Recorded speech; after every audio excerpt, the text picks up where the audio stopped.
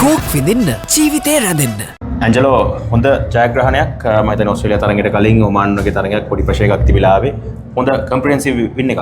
ඔව් අනිවාර්යයෙන්ම මම හිතන්නේ තාම සුවිශේෂී තරඟයක් අපිට. මොකද මේක මම හිතන්නේ අපේ කොන්ෆිඩන්ස් එකට ඉතාමත්ම බලපානවා වැදගත්.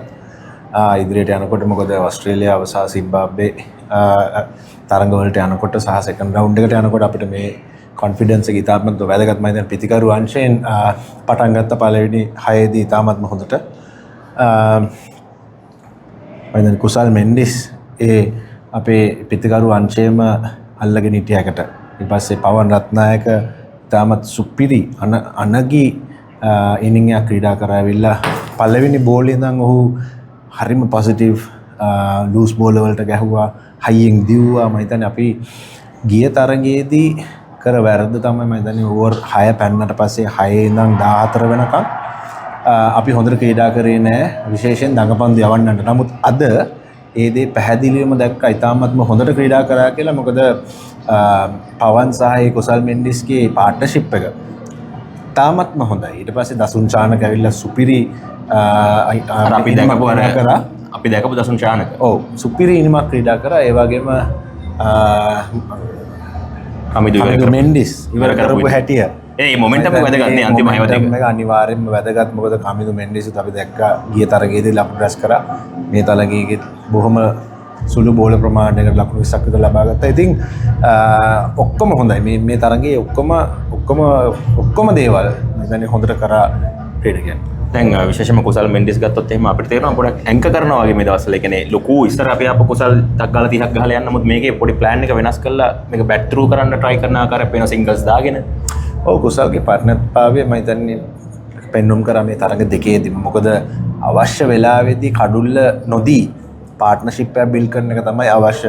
මොකද කඩුල්ලක් ගියාම හරි ලේසි අපි කල්පනා කරලා අපිටත් ලොකු ෂොට්ස් වලට ගිහලා අවුට් වෙන්න. නමුත් ඒ පරිණතභාවය කියන්නේ ඒක තමයි. ඒ අවස්ථාවට හැටියට ක්‍රීඩා කිරීම තමයි වැදගත්. ඉතින් මම හිතන්නේ කුසල් මෙන්ඩිස් මේ තරඟ දෙකේදීම ඔහු ඒක කරා. පවන් රත්නායකට ගහගෙන යන්න chance එක දුන්නා. ඔහු ස්ට්‍රයික් එක රොටේට් කර කර හිටියා. ඉතින් ඒක තමයි විය යුත්තේ. ඊට පස්සේ මම හිතන්නේ ලේසි වුණා දසුන් චානකත් ඇවිල්ලා ක්‍රීඩා කරපු විදියට. නමුත් මම හිතන්නේ කුසල් මෙන්ඩිස් ඉතාමත්ම පරිණතභාවයෙන් යුක්තව තමයි මේ තරඟ දෙකේදීම ක්‍රීඩා කරේ. දැන් විශේෂයෙන්ම පවන් හැමෝම කියන්න ගත්ත මේ 50 ඕවර් ක්‍රීඩකෙක් 20ට එන්න බෑ. ඔහු ෆාස්ට් ස්කෝරින් නෑ කියලා. නමුත් ඔහු පෙන්නුවා මම හිතන්නේ ඔහුට මේ ෆෝමැට් එකෙත් ලකුණු ගහන්න පුළුවන් කියලා. ස්පෙෂලි මම හිතන්නේ ආපු වෙලාවේ කිසිම රිස්ක් එකක් ගන්න නැතුව ගැහුවේ. මම හිතන්නේ ගිය මැච් එකෙන් පස්සේ පවන් එයාගේ දක්ෂතාවය හැටියට මම හිතන්නේ ගිය මැච් එකේ අවුට් වුණ විදිය මම හිතන්නේ මම සෑහීමකටපත් වෙන්නේ නැහැ. මම හිතන්නේ ඔහුත් සෑහීමකටපත් වෙන්නේ නැතුව ඇති. මොකද ඔහු ඊට වඩා ඉතාමත්ම හොඳ ප්ලේ කෙනෙක්. ඉතින් අද ඒ දේ ඔහු පෙන්눔 කරා. මොකද ඒක තමයි විය යුත්තේ. 6න් පස්සේ 6 වෙනි ඕවරෙන් පස්සේ ෆීල්ඩ් එක පස්සට ගියාම ගැප් එකට ගහලා හයියෙන් දුවන එක තමයි. මොකද අපි කවදාකවත් අපි 2014 ලෝක කුසලානේ ජයග්‍රහණය කරේ අපිට පළවෙනි බෝලේ ඉඳන් 6ව ගහන ක්‍රීඩකයෝ හිටියේ නෑ. නමුත් අපි අර ස්මාර්ට් ක්‍රිකට් කියන එක තමයි අපි යොදාගත්තේ. ඉතින් මැද ඒ ටිකේ මේ ස්මාර්ට් වෙලා තැන්ජි අපි 10 ගාන ගියා. ඒ කියන්නේ ලොකු 6 ගහන්න නැතුව ලොකු රිස්ක් එකක් ගන්න අපිට ඕන වුණේ නැහැ. මොකද අපිට ඔමාන් අය බවුන්ඩරි බෝල ලබා දුන්නා. ඒ බවුන්ඩරි බෝල වලට අපේ අය බවුන්ඩරිස් ලබා ගත්තා. ඉතින් අපිට ලොකු ප්‍රෙෂර් එකක් තිබුණ නැහැ 6වම ගහන්න කියලා. නමුත් මේක තමයි කළ යුත්තේ. මේක තමයි අපි ගැප් එකට ගහලා හයියෙන් දුවන එක, පේස් එක යූස් කරලා ගැප් එකට ගහන එක. ඒක තමයි මම හිතන්නේ ඕවර් 6න් පස්සේ 15 වෙනකන් අපි කළ යුත්තේ. දවටනේ නියම මිල සඳහන් ස්විස්ටෙක් නිෂ්පාදන මිලදී ගන්න. ස්විස්ටෙක් ගන්න ඕන හොඳම තීරණය.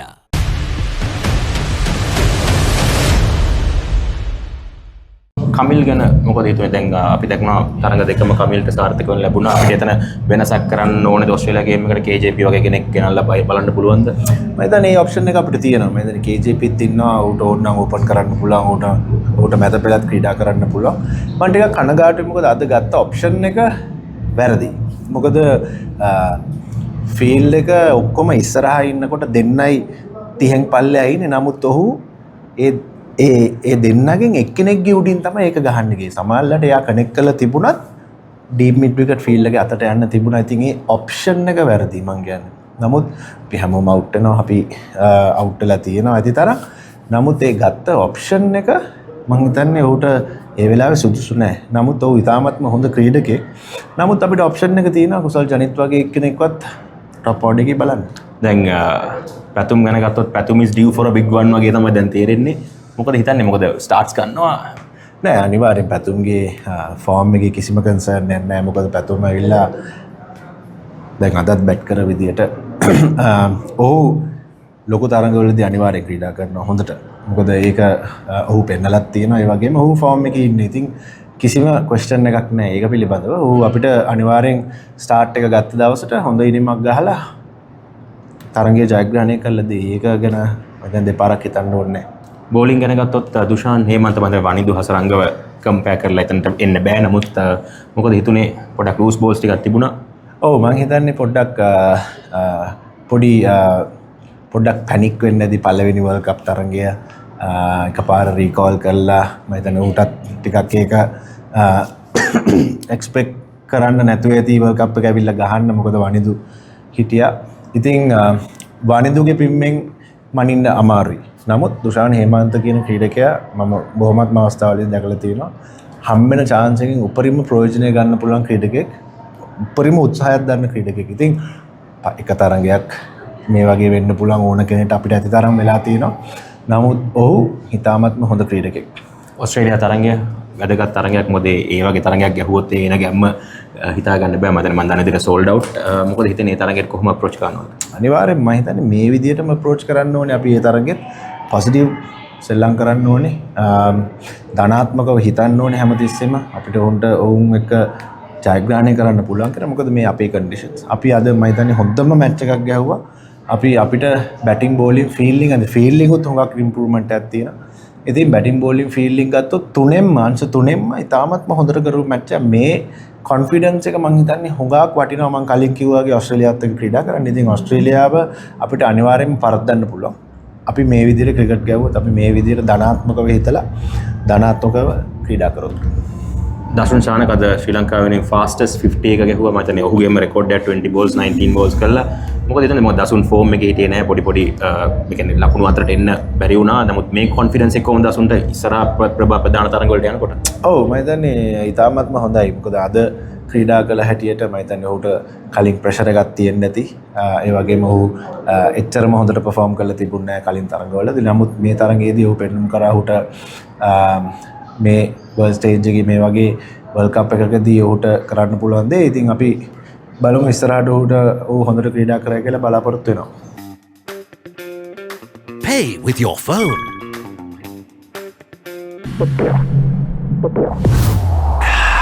කෝක් විඳින්න ජීවිතේ රැඳෙන්න